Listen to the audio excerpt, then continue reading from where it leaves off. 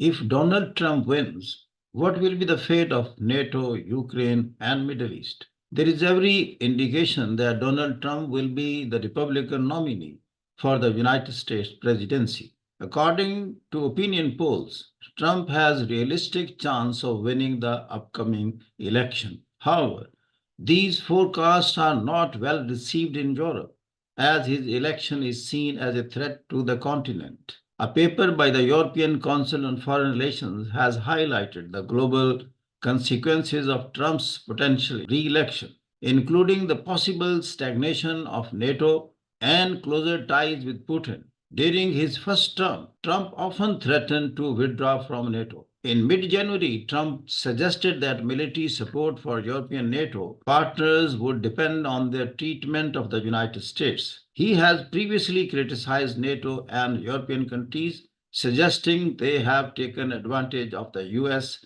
In 2019, he even compared European treatment to that of China. Concerns also exist about Trump withdrawing Europe's nuclear umbrella, though it seems unrealistic, which could lead to a nuclear arms race as European countries consider expanding their nuclear arsenals. The objective of Trump's policy seems to be reducing the United States' economic burden regarding the Ukraine war, potentially putting pressure on the European Union to do the same. If the war continues, all parties involved, including Russia, Europe, the United States, and Ukraine, will face significant losses, with Ukrainians bearing the maximum both in life and property. There is a likelihood that the war may end with an agreement similar to the Minsk II agreement, as Mr. Trump, on a question regarding winning the Ukraine war, said that he will get it settled. Such an outcome could facilitate the European purchase of Russian gas and the reopening of the Nord Stream 2 for Germany, reviving the stagnant economies of both Europe and Russia.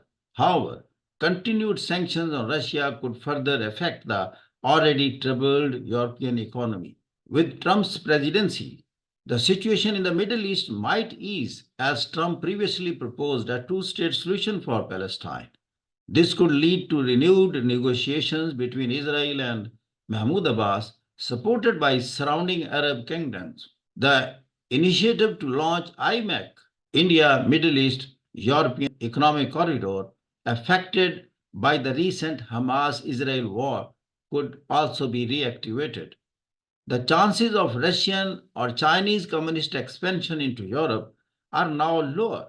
The focus has shifted to the economic arena, with European and American companies seeking contracts in Russia, Chinese companies in Europe, and the European Union in Africa, including Russia and China, in the G7 could further this economic cooperation. Dismantling barriers and strengthening institutions like the United Nations, International Court of Justice, and International Criminal Court are very crucial. These institutions should protect human rights, democratic values, and freedom of thought and expression around the globe. A globe, a pro-human globe. Thank you very much for listening.